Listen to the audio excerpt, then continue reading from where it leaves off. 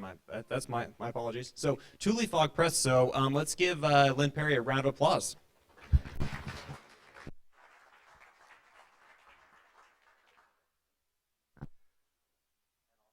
Be sure to tweet, Facebook, pictures, all the above. We need to push the social media a little bit, so that's my plug for that. Well, good morning.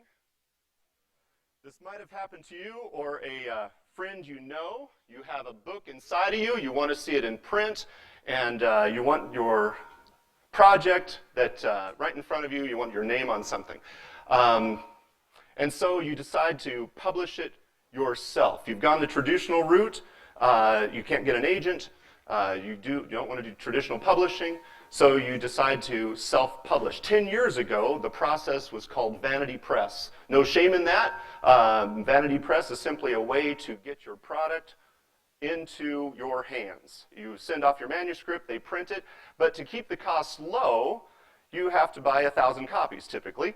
So at $5 a unit, you just spent $5,000 for 1,000 books that you now have in your garage. All right? But don't worry, you're going to sell books. You're going to go out and you're going to do book signings, you're going to go to libraries, you're going to do bookstores. It's harder than it looks. So then you start giving away for birthday presents and Christmas presents and Easter presents, any occasion. And then 2 years later, you have 947 books still in your garage. Fortunately, things have changed in the past 10 years with the rise of self-publishing and indie press. I represent Tule Fog Press. I own it. My name is Lyndon Perry. I'm an indie publisher. And really what indie publishing is simply self-publishing in this new era, where you self-publish your own works, maybe those of others. And for me, it's a part-time business, a solo venture. It's just me, although I will use the royal we when I talk about our company. We're looking for writers. There's the royal we. I'm looking for people who might want to write their fiction book, nonfiction book. We're not a vanity press. So 10 years ago, you go to any publisher and they publish it for you for a cost. The new rendition of a vanity press is what's called publishing packages. I won't mention them. I'll talk to you about them later. But there's a number out there that are somewhat predatory. In other words, they will ask you to pay $500 to $15,000 to edit and create your package, create your book, and market it, and you're out, $10,000, $500, anywhere along those lines, but you don't have books in your garage. You basically have sent all your money to this publishing package. We're not that. What we do is, what I do, is I'll edit and format and do the cover. In general terms, we'll do a 50-50 split on revenue. So if you have a project that you want to see in print, say we post it on Amazon, Amazon takes their cut, the portion Amazon sends me, we'll split 50-50. And I'll do a 5-year distribution deal because I don't want you just to use my editing and my cover and then take your book on your own and use the service. Because I don't do an advance, we'll simply work with your project. I'm looking for 3 types of writers, basically. I think in this new age of indie publishing, these type of writers I can help. Those are the ones with a single project, sort of a passion of the heart. Maybe they have their grandparents' memoirs or a cookbook recipe or maybe devotionals or poetry. They just want to see in print. They want to see their name in print. And they have that project that they may not want to sell, but they do want to give it out as Christmas presents or birthday presents. Second type of writer I can help would be a part-time writer who sees it as a hobby, wants to maybe make some money. Who knows? It could be a bestseller. Probably won't be, but we'll get it up on Amazon and maybe sell a few copies and just say, hey, I'm a published writer now. And then the third type of writer I could help would be an avid writer, someone who sees this long-term, who really thinks, I want to get better at this indie publishing, and want to work with somebody who can help me along those lines. Well, the objection, of course, is, but I can do it myself. And in this day and age of publishing, you absolutely can. You don't need a publisher. You don't need a traditional publisher. You don't need a vanity press. You can do it yourself.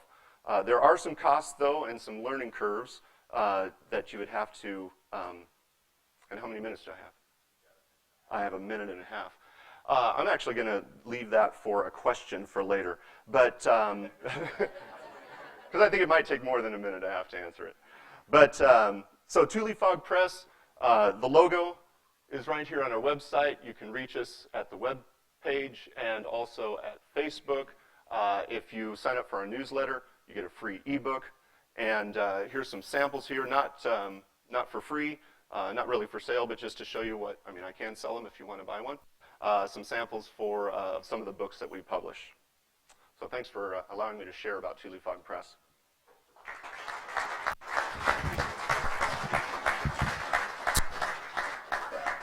All the way in the back, really? He's actually coming to you right now. It's his chance to take his minute and a half. There we go. Can't you do something like this on your own? You sure can do something like this on your own. It's amazing. But you do have to watch out for some costs. I do these costs myself, but these are the 4 basic costs of self-publishing.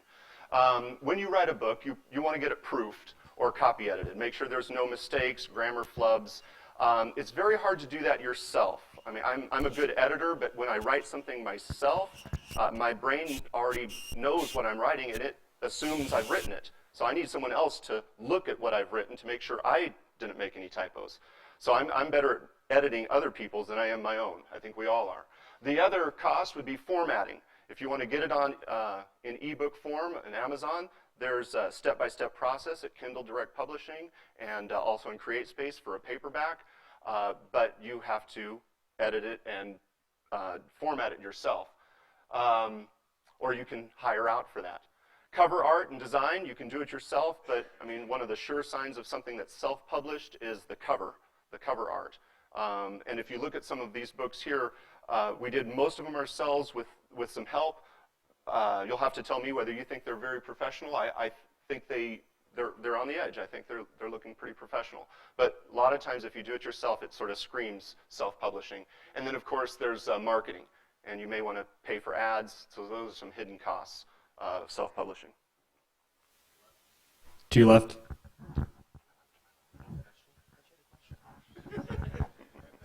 I have a friend that created a workbook, a lot of images, and it's a part of entrepreneurship curriculum, and I was curious if you were capable of helping with that type of project as well, or? I could give it a look. CreateSpace does allow for color copies, so if you wanted it in print form, there is a format for that. It's a little bit more pricey if you order it yourself.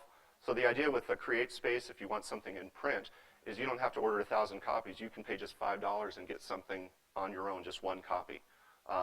For a book with a lot of pictures and color, it's going to be more, but it's still reasonable. It's just buying a book for yourself. So talk to me later.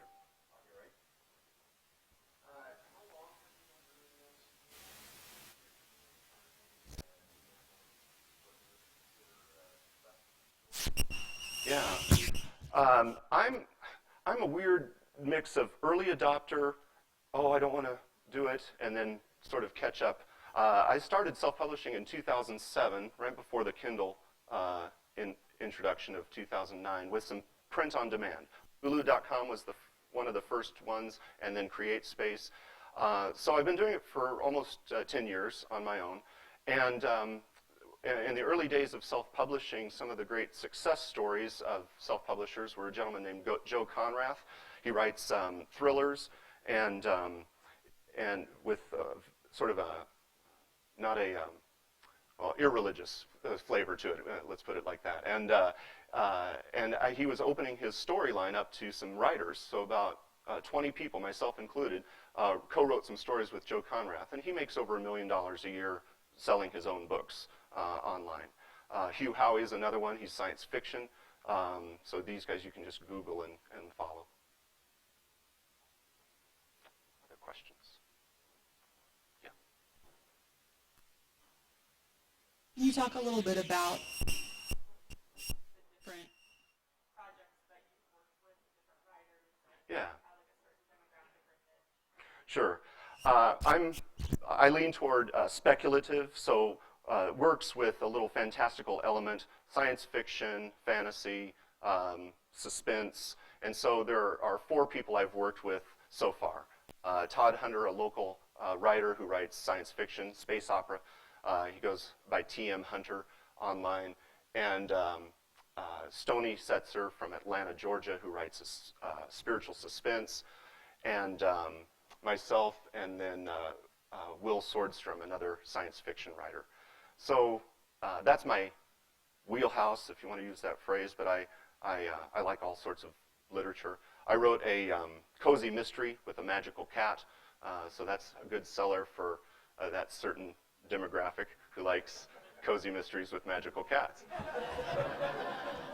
Are you working on a book currently? Yeah, my second cozy mystery with a magical cat. That's actually, it's actually my best seller. I mean, I'll just put this for the webcast.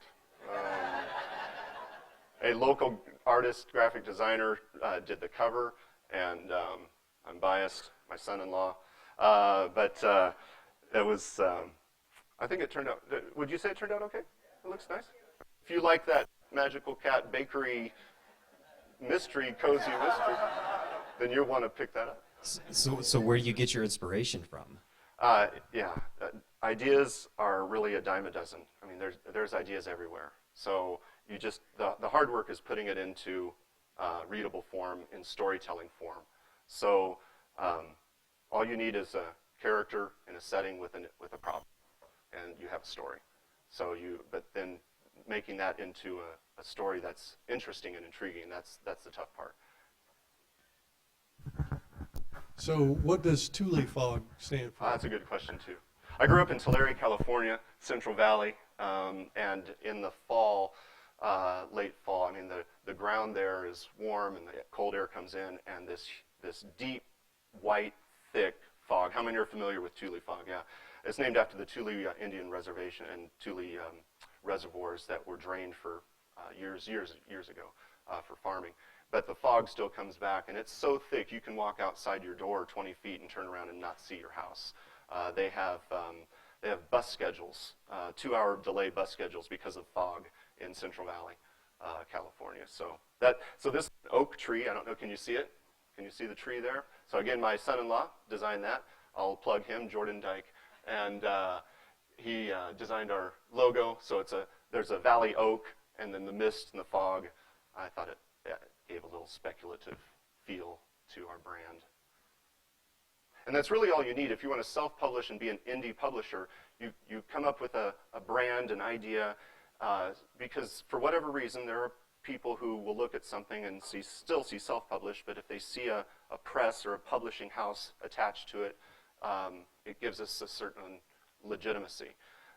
For a self-publisher, what that means is you are an indie publisher. You are doing it because you're either hiring out for formatting and editing, cover art. I mean, you're running your own business. You could do it all yourself, but as a self-publisher, you're creating a business because you're hiring out for other people. Your work require ISBN and your code to be able to author this. Right. You can through CreateSpace. They provide a free one. You can also now for $10 have your own ISBN. In my opinion, it's just not significant anymore. Most books, e-books on Amazon don't have ISBNs. Yeah. Good presentation. 2 questions. Where do you publish that? And then 2, what's your biggest market? You know, like where do you mainly sell the most? So my paperbacks are through CreateSpace, and I've used Lulu for a magazine, and then they're on Amazon. So Amazon is the biggest book retailer in the world. So that is the main area I sell. But the past couple of months, I've been going to the artisan market, and I'll plug that, what's it called, the Workroom, the second Saturday. Artisan market just north of Spice Merchant. And it's a great venue, and I'm the only one with a book table, and so it's really neat to interact with people who see you're a local writer, you have something that you've published. So I've been selling books physically there. So I would order extra from CreateSpace, and when you order them, tax and shipping, you know, this unit costs X amount of dollars, and you just sell it for twice that. I was just curious how you're currently finding your indie writers Yeah. to work with. Just word of mouth. Like so far, I'm sort of relaunching this. A few years ago, I started with a couple of writers. Again, Stony Setzer and Todd Hunter wrote a story with Will Swordstrom. So, and another gentleman whose book I don't have, Joel Pila. Word of mouth. But that's why I'm here. I'm open to some people who, if you have a project in mind, to email me and talk to me about it. You mentioned some packages that cost $500 to $10,000 from other publishing groups. So how does that exactly work, and why, or why doesn't it work for indie authors? Well, it's an option and some of you have probably done it, and that's you just have to be careful.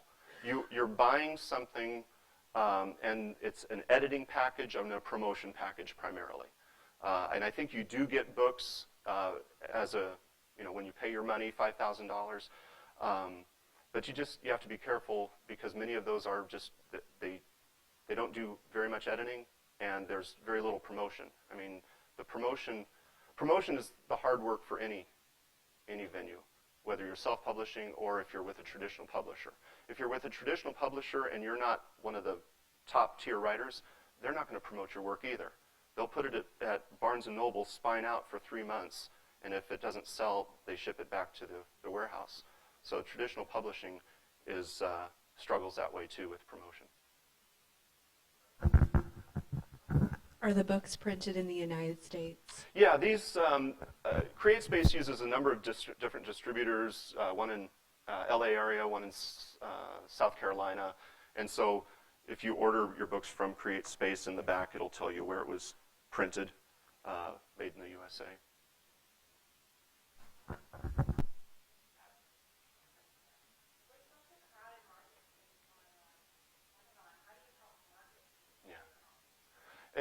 It's like anything it's word of mouth. There was this idea that, man, all these self-published authors, there's just this tsunami of garbage that's flooded the marketplace, and I say so. I mean, it's always been that way. I mean, you go into Barnes and Nobles, you're not going to look at every single title on the shelf to pick a book. You normally, by genre, maybe by author, a favorite author, word of mouth, someone's told you about another book that you should pick up. So you're already limiting it. And so Amazon has those type of factors in when you search for books, but that is the key. So I'm not making a living on this yet, but marketing is the key. Final question, what can we as a community do for you?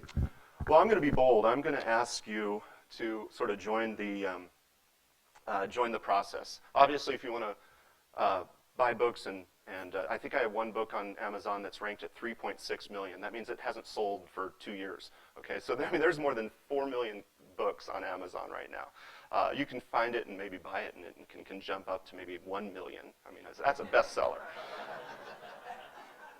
Or what I'd really ask you to do is consider sort of joining the process. I want to continue writing and make this my retirement plan.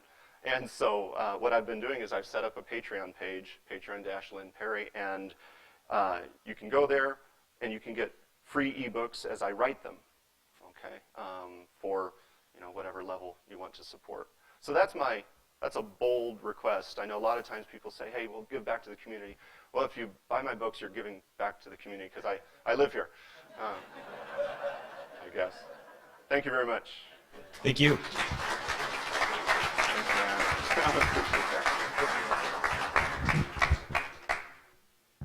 Well, we actually have a kind of a mini presentation in the middle of each presentation. It's actually the Wichita Mini Maker Fair. So where's John Harrison at? He's going to provide us a little insight on what the Mini Maker Fair actually is and what it does and what you guys can do. So I'm John Harrison. I'm one of the founders for Make ICT. We have both the former president of Make ICT, Dominic, and the current president, Logan, here as well. Just really quickly, before I talk about the Maker Fair, just an idea of what a maker is, because it's kind of a strange word and sometimes people aren't quite sure. So, I mean, especially with our Midwest backgrounds, we know that there used to be a time when people made the things they needed, right? Like a farmer needed a chair, they made the chair. And so there was this kind of amazing time where everything was kind of unique and personal to the people that owned what they used. And as time went on, we learned about manufacturing, and we started to build things, and we could buy chairs at Walmart that were a lot cheaper than what we were making. And but we lost some certain connection. And so there's been a movement recently, started in Europe and now in the United States, to start making things and have a personal relationship with them again. And in doing that, there were also a bunch of other things that came together, like our ability to communicate so well across countries, across cultures. And in that, we discovered all sorts of things about, oh wow, we don't have to just make chairs, we can make things, we can make electronics, we can do all sorts of really exciting things. And we even realized that there was a lot of commonality between things like inventors and artists and farmers. And there was this movement, and it's called the Maker Movement, and that's what it is. And so from that Maker Movement started things like our own Make ICT, places where people could go. You know, it used to be that everybody had a workshop, and they would build things there, and we've moved beyond that, and now it's sort of coming back, and we have community workshops, and that's what Make ICT is. And I strongly recommend you check it out if you don't know about it, especially if you're like, well, I'm not a maker. You probably are. And so from there started a movement to actually bring everybody together, you know, not just virtually, but physically, where there could be a celebration of what it looks like to make things, make anything from jewelry to electronics. And that's what a Maker Faire is. And so we have our second annual Maker Faire this July 30th and July 31st at Exploration Place. Exploration Place is working with Make ICT to make it happen. They're really putting the muscle behind it. Last year was amazing, and I'd love to show you a video of that. May I? Who wants to see it? Okay, good. Thank you. No, that's last year. Trying to make me look bad, jeez. Okay, let's see.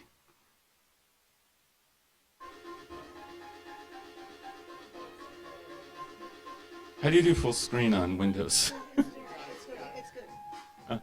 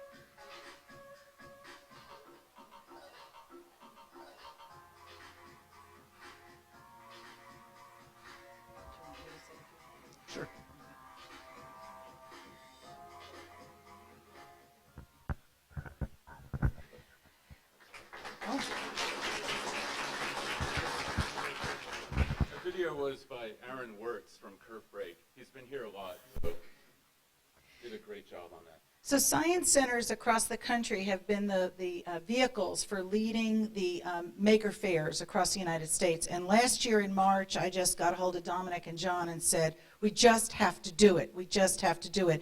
And in like 3 or 4 months, we threw this thing together. We had 50 makers and 1,800 people on one day. It was absolutely fabulous. So this year, it will be at the end of July. It's going to be 2 days. We are shooting for 100 makers, and we are looking for this event to really grow. I do want to, I always feel like I have to comment about the word mini. Make Magazine is the ruler of all of this. It's a huge brand management issue, and mini is their requirement, and it's all got to do with market size. So it's not got to do with the stature and wonder of this event. So we've got flyers that we'll have on the table out there, and we hope you'll take them. And if you're a maker, and even if you didn't realize you were a maker, but maybe now you do, please feel free to come. There is no charge for makers. There's a very small fee for commercial makers so that you can sell your wares.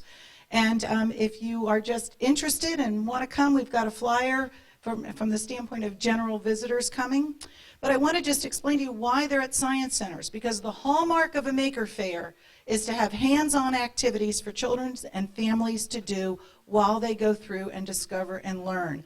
And so there were tons of hands-on activities last year, and there'll be even more this year. So we hope to see you there.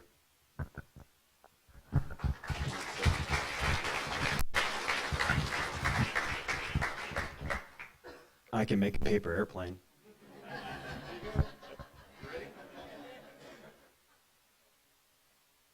All right, as I'm bringing this up, Curtis, do you want to come up here and help me get your presentation up? Help you find it? Yeah. All right.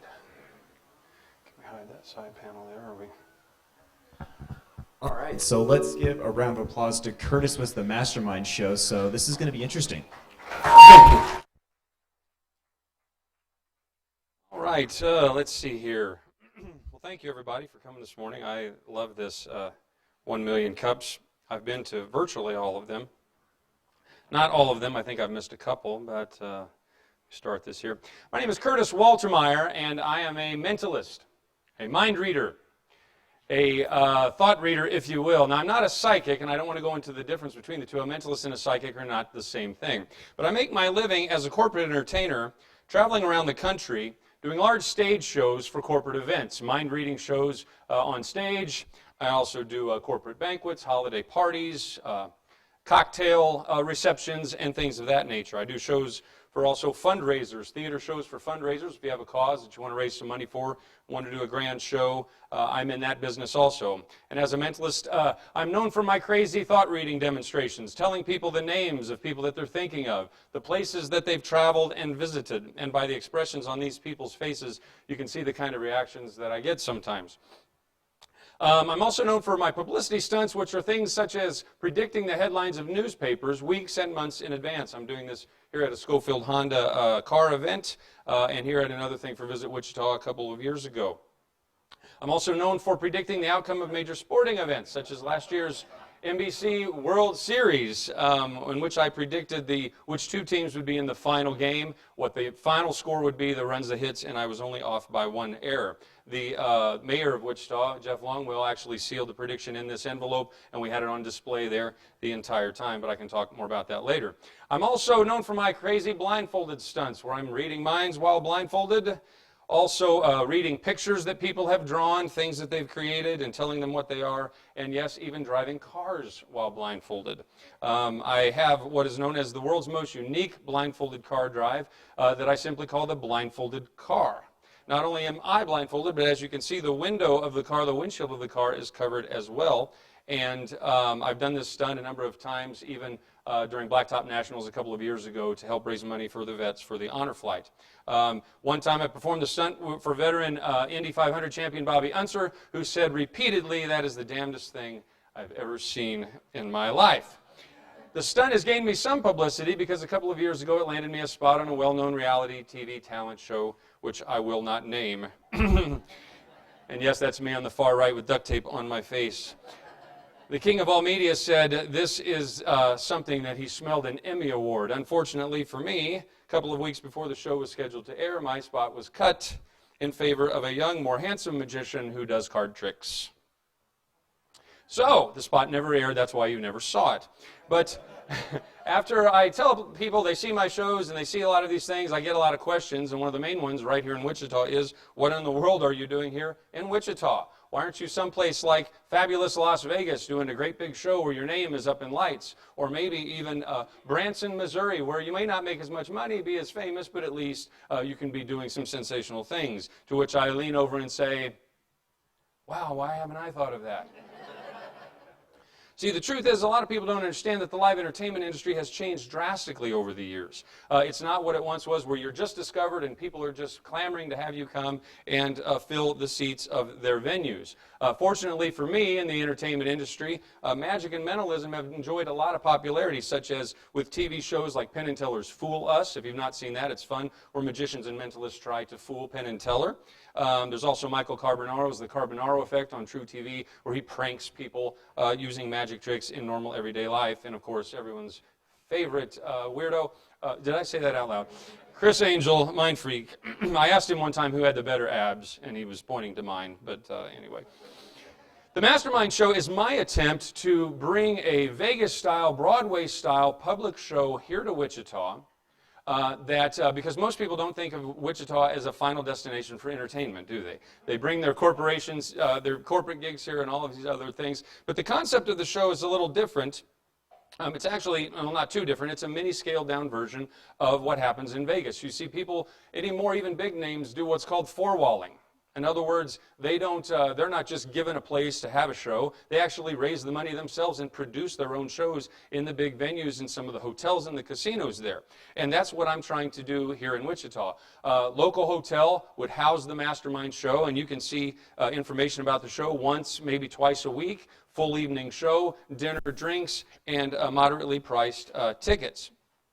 In the hotel, the necessary thing was we did run the show for about 5 months with some degree of success, but we started running out of marketing money, and we had it in a location which wasn't really that heavily traveled. But also we ran into problems with corporations trying to, being prohibitive with promoting a show at a local deal. In other words, it was a Holiday Inn. The corporate didn't want them promoting my show in their specific hotel for whatever reason.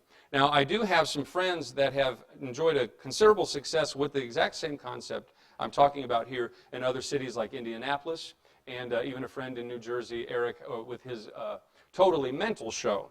And but the hotels promote it from within the hotel, and I know that does pose some problems. In other words, like they put little tickets in sleeves as people are checking in. They've got posters in the hotel saying you can come right here, not have to leave the hotel, and see a fantastic show. So you can see kind of the amenities there. But since I'm running out of time, I just want to say this is just my little effort as a professional entertainer. I do make my living doing this, to kind of do my part to help reestablish Wichita's image as a place to come and see and do fun and really exciting, entertaining things. So anyway, with that, we'll take questions in just a few moments. Thank you.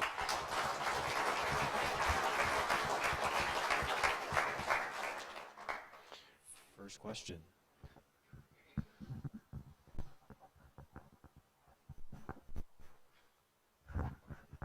How did you find you had this gift, this unique ability, and how long have you been doing it? How did you get into this? Well, you know what?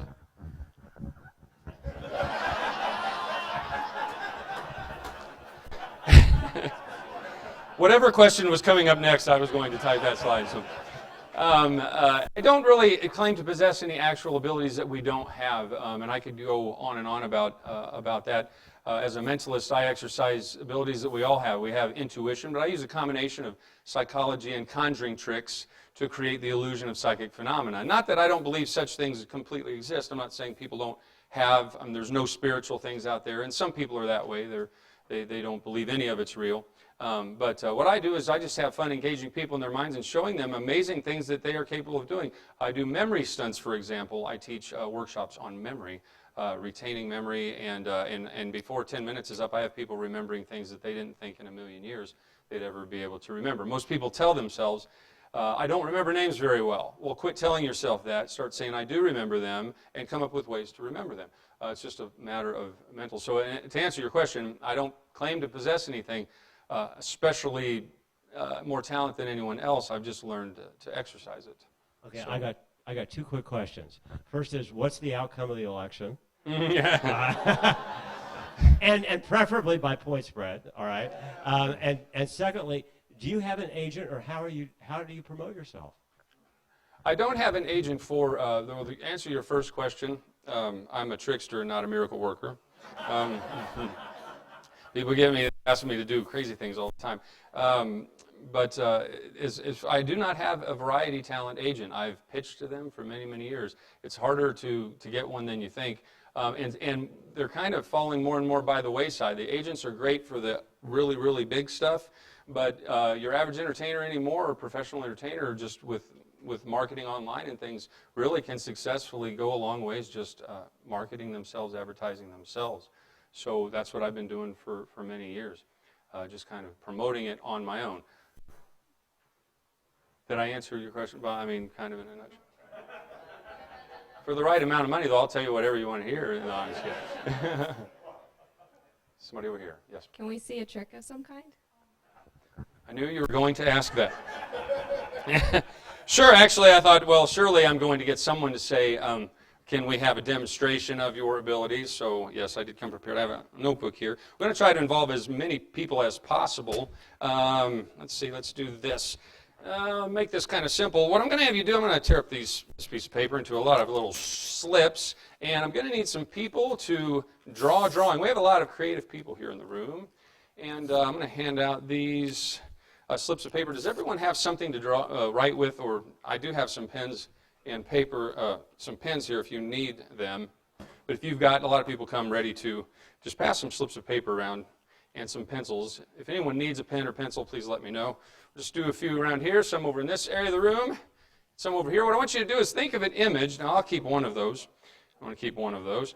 Think of a simple drawing that you can draw in just a few seconds, some simple image. It could be a smiley face for all I care, or a stick man, but don't do that. Do something kind of creative, but something that you think everyone will recognize. Then when you're done drawing your little image, just take a slip of paper. Then I want you to just fold it and close like that with the image inside. So we want just a bunch of random images being drawn, and do this fairly quickly. Again, please keep it clean. This is a family show. But just something that is unique to you, and again, I don't want to see it. So did anyone need a pen or pencil real quick? Because everybody got them. You can share. Make it simple. Then what I'm going to do, I'm going to collect them. And let's see. We got some over here. Who's done over here? We got some over here. What I want you to do is maybe, so I can't see it, of course, excuse me, just drop it right down inside the notepad there. I'll come around and get you, John. Well, you guys are quick. Good. Anybody else over here? We got one more over here. Let's slide it on down in there. Who do we got? Keep them from blowing away. We got some there and there. Is that everyone? We got one more right way down here. I'm walking off the camera frame, I know. There. Now, I need someone who did not draw an image. Did I get them all? Who did not actually draw one? Ma'am, did you draw one? Did you draw a picture? So you'd be perfect for this. Would you just reach in and grab one of them, just any random one you want, make sure you only get one. Do not show it to anyone else, because a lot of times people accuse me of having a Confederate in the audience. So what I want you to do is just open up the slip, take a look at it. Can you recognize the drawing? Is it something you can read, or is there somebody a sloppy drawer? And you know, you did a great job. Okay. There's somebody else on this side of the room, perhaps. How about you? I want you to just reach right in, just grab one. And again, don't let anyone see. I want you to just kind of take a look at it yourself. Get it and make sure it's something that you can recognize. Is it recognizable? Okay. Here's what I'll have you do. I'll have you both stand. Give them a round of applause for being brave volunteers.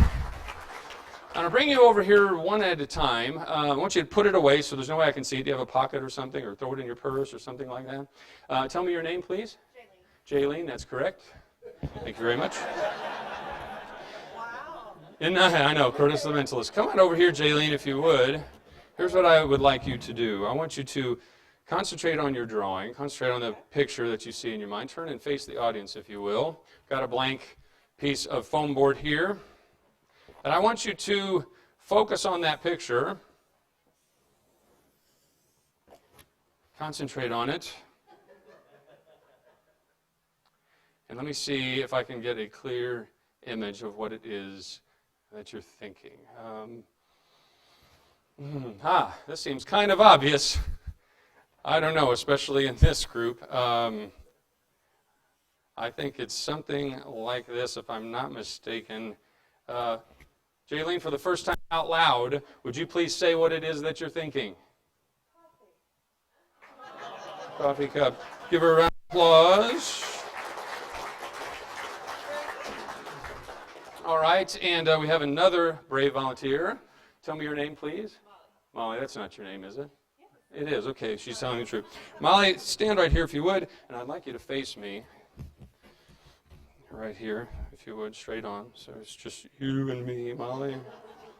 I want you to imagine your drawing or the image drawing itself right here on the board, okay? It's kind of like Etch-a-Sketch. Are you old enough to remember Etch-a-Sketch? You are, okay. You turn the knobs and the thing magically appears. Imagine it just drawing itself. And I'm going to see if I can, by staring at the same space, I can pick up on what that image is. Okay. Yeah, I think I've got this. Molly, turn around if you would, please. I'm going to draw what I think this is. It's a little confusing. I'm getting like something like that. Whatever you do, Molly, don't turn around. Like a flag maybe or something. Korean flag. I'm getting like a round, something like that. I'm not really sure. Molly, I'm a little confused with this. Not that it's anything you're doing, but could you please name out loud what it is that you're thinking? Oh, no wonder. I had it upside down. That's what it was. A golf club and a golf ball. Give her a round of applause. I think she did a really good job. Well, thank you. Well, that's a brief demonstration of the kind of nonsense that I do in my shows.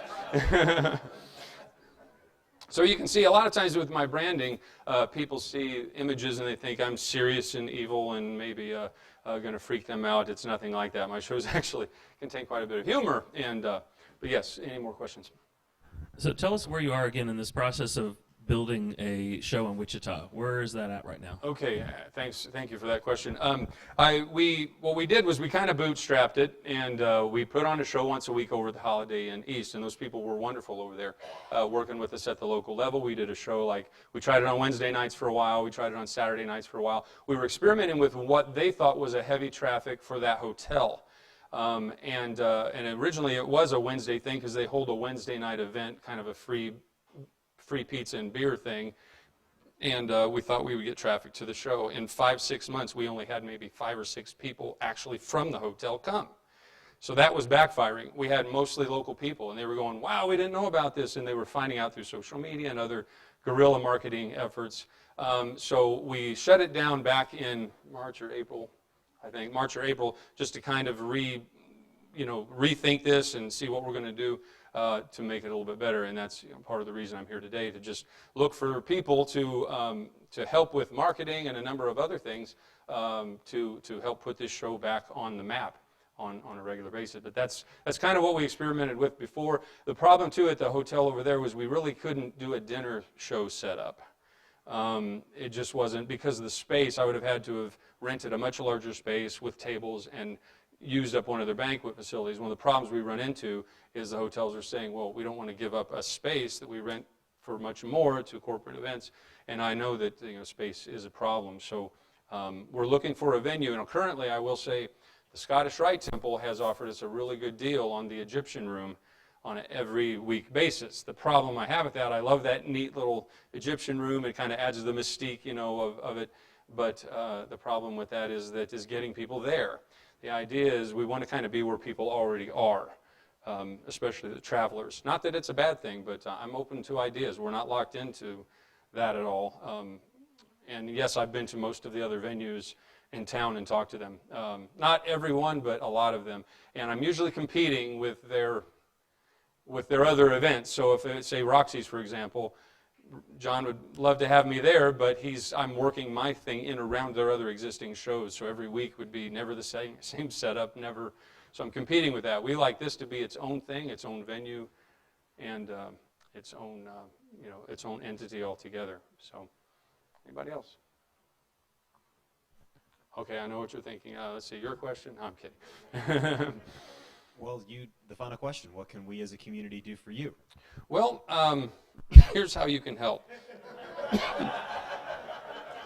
I've already kind of touched on some of this stuff. I'm looking to just raise capital for marketing efforts. I do have one man that is an investor who's willing to help me a lot as we put together a business plan, which I'm still doing. Redoing a business plan, I will say that, to see exactly what we need dollar-wise for marketing. It's quite a bit. We would love to, the idea too is we want to promote this outside of Wichita, like through Visit Wichita, for people to have one more reason why to bring their event here to Wichita. It might just be one little thing that they say, look, if we book our event at this hotel, we get this crazy mind reader guy, for a discount part of what they've got. So there's a lot of creativity in this room, and I'm open to creative ideas, actors, actresses, writers, to help come up with things for the show. I'm even entertaining the idea to bring in more celebrity people or people from Vegas, some of my friends in the business, to kind of do, they have a thing in New York that's run for a long time called Monday Night Magic.